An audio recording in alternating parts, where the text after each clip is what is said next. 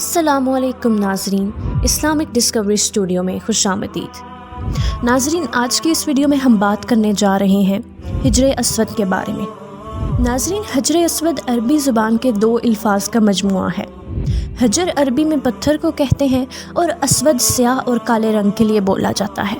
حجر اسود وہ سیاہ پتھر ہے جو کعبے کی جنوبی مشرقی دیوار میں نصب ہے۔ اس وقت یہ 3 بڑے اور مختلف شکلوں کے کئی چھوٹے چھوٹے ٹکڑوں پر مشتمل ہے۔ یہ ٹکڑے اندازاً 2.5 فٹ کے دائرے میں نصب کیے گئے ہیں، جن کے گرد چاندی کا گول چکر بنایا گیا ہے۔ ناظرین، اگر حجر اسود کی تاریخ کے متعلق بات کی جائے تو روایتوں سے معلوم ہوتا ہے کہ حجر اسود حضرت آدم علیہ السلام کے ساتھ زمین پر اتارا گیا اور اولاد آدم نے اسے کعبے میں نصب کر دیا۔ تاہم طوفان نوح کے وقت حجر اسود کو جبل ابی قبیس پر محفوظ کر دیا گیا، جو کہ کعبہ شریف سے کچھ فاصلے پر موجود ہے۔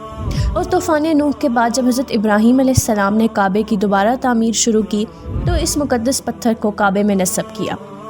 ناظرین، یہ واقعہ کچھ یوں ہے کہ حضرت ابراہیم علیہ السلام اپنے بیٹے حضرت اسماعیل علیہ السلام کے ساتھ کعبہ شریف کی تعمیر کر رہے تھے، تو حضرت اسماعیل علیہ السلام ابی القبیس پہاڑ پر پتھر تلاش کرنے لگے۔ لہٰذا اس وقت حضرت جبرائیل علیہ السلام انسانی شکل میں نمودار ہوئے اور حجر اسود کو حضرت اسماعیل علیہ السلام کے حوالے کیا، جسے وہ اپنے ساتھ جنت سے لائے تھے۔ اور اس طرح حضرت اسماعیل علیہ السلام نے اس مقدس پتھر کو کعبے کی دیوار میں نصب کر دیا۔ حضرت اسماعیل علیہ السلام کے بعد ایک لمبے عرصے تک قبیلہ بنی جرہم کعبے کے متولی رہے، لیکن جب بنو بکر نے بنی جرہم کو مکہ سے نکالا تو جرہم کے سردار حضرت عمر بن حارث نے حجر اسود، کعبے پر چڑھائی جانے والی چادر، ہتھیار اور تمام تر چیزیں جا کر زمزم میں چھپا دیں اور مٹی وغیرہ ڈال کر زمزم کو زمین کے برابر کر دیا تاکہ حجر اسود اور یہ قیمتی چیزیں بنی اسماعیل کے ہاتھ نہ لگ جائیں۔ بعد میں قبیلہ قریش کے سرداروں نے حجر اسود کو دوبارہ زمزم سے نکالا اور اسے کعبے میں نصب کیا۔ ناظرین، 606 عیسوی میں جب نبی کریم صلی اللہ علیہ وآلہ وسلم کی عمر 35 سال تھی تو سیلاب کی وجہ سے کعبہ شریف کو سخت نقصان پہنچا۔ لہٰذا قریش نے کعبے کی دیواروں کی تعمیر دوبارہ سے کی، لیکن جب حجر اسود رکھنے کا مسئلہ آیا تو قبیلوں میں جھگڑا ہو گیا۔ ہر قبیلے کی یہ خواہش تھی کہ یہ سعادت اسے نصیب ہو۔ اس پر حضور نبی کریم صلی اللہ علیہ وآلہ وسلم نے اس جھگڑے کو ختم کرنے کے لیے یہ طریقہ اختیار کیا کہ حجر اسود کو ایک چادر میں رکھا اور تمام قبیلوں کے سرداران سے کہا کہ وہ چادر کو کونے سے پکڑ کر اٹھائیں۔ چنانچہ سب نے مل کر چادر کو اٹھایا اور چادر جب اس مقام پر پہنچی جہاں اس کو رکھا جانا تھا تو آپ صلی اللہ علیہ وآلہ وسلم نے خود اپنے مبارک ہاتھوں سے اس کو دیوار کعبہ میں نصب کیا۔ ناظرین، 6 صدی عیسوی کے آغاز میں اسلام کی آمد ہوئی اور کعبے کے متولی اب مسلمان ہو گئے۔ خلفائے راشدین کے زمانے تک حجاز مقدس میں امن و امان رہا اور کعبہ شریف اسلامی دنیا کا مرکز رہا، لیکن بنو امیہ کی حکومت آتے ہی اسلامی تاریخ کے سیاہ باب کا آغاز ہوا اور 64 ہجری میں بیت اللہ کو ایک زبردست نقصان پہنچایا گیا۔ دراصل حضرت عبداللہ بن زبیر رضی اللہ تعالیٰ عنہ نے یزید بن معاویہ کی بیعت سے انکار کر دیا اور مکے میں اپنی خلافت قائم کر دی۔ لہٰذا یزید نے شامی فوج کو مکہ بھیجا تاکہ عبداللہ بن زبیر رضی اللہ تعالیٰ عنہ کو شکست دے کر ان سے اطاعت کروائیں، لیکن حضرت عبداللہ بن زبیر رضی اللہ تعالیٰ عنہ اور ان کے ساتھیوں نے یزیدی فوج کا ڈٹ کر مقابلہ کیا اور یزیدی فوج کو حرم شریف کے اندر داخل نہ ہونے دیا۔ لہٰذا ایک رات یزیدی کو ابو قیس پر چڑھ گئے اور وہاں سے منجنیق کے ذریعے پتھروں میں آگ لگا کر انہیں حرم شریف کی طرف پھینکا، جس سے غلاف کعبہ میں آگ لگ گئی اور غلاف جل گیا۔ ناظرین، یہ واقعہ ربیع الاول 64 ہجری کا ہے۔ اس حملے کی وجہ سے حجر اسود کو بھی نقصان پہنچا اور وہ سیاہ پڑ گیا۔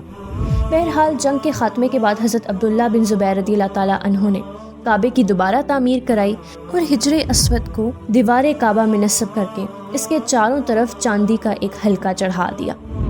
ناظرین، حجر اسود کو دوسرا بڑا نقصان تب ہوا جب بنو عباس کے دور حکومت میں کرامتہ فرقے کا ظہور ہوا۔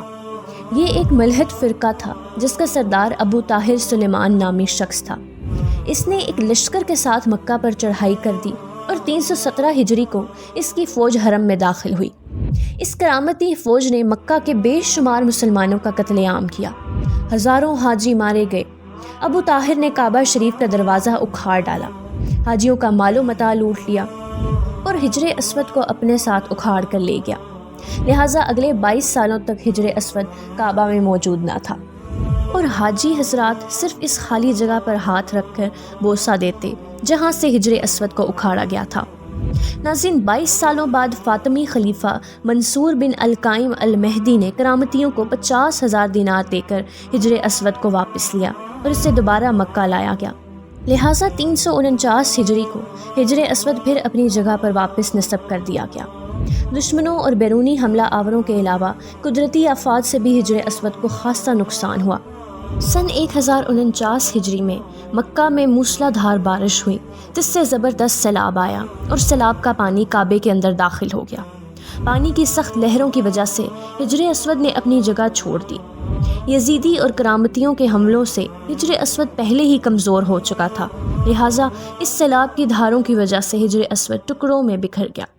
یہ وہ دور تھا جب اسلامی دنیا کی خلافت ترک عثمانیوں کے ہاتھ میں تھی، لہٰذا جب اس تباہی کی خبر عثمانی سلطان مراد خان کو پہنچی تو انہوں نے فوراً مکہ کی طرف امداد روانہ کی اور کعبے کی دوبارہ مرمت کروائی گئی۔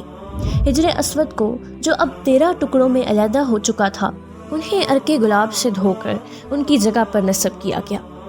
معزز ناظرین، احادیث کے مطابق قرب قیامت میں حجر اسود کو اٹھا لیا جائے گا، لہٰذا حضرت عبداللہ بن عمیر رضی اللہ تعالیٰ عنہ سے روایت ہے کہ رسول نبی کریم صلی اللہ علیہ وآلہ وسلم نے فرمایا، اللہ قرآن کو لوگوں کے سینوں سے اٹھا لیں گے اور حجر اسود کو بھی قیامت سے قبل اٹھا لیں گے۔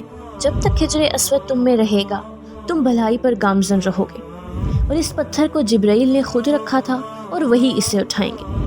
تو ناظرین، یہ تھی ہماری آج کی ویڈیو۔ بہت جلد ملتے ہیں ایک نئی ویڈیو کے ساتھ، تب تک کے لیے ہمیں اجازت دیجیے۔ اللہ حافظ۔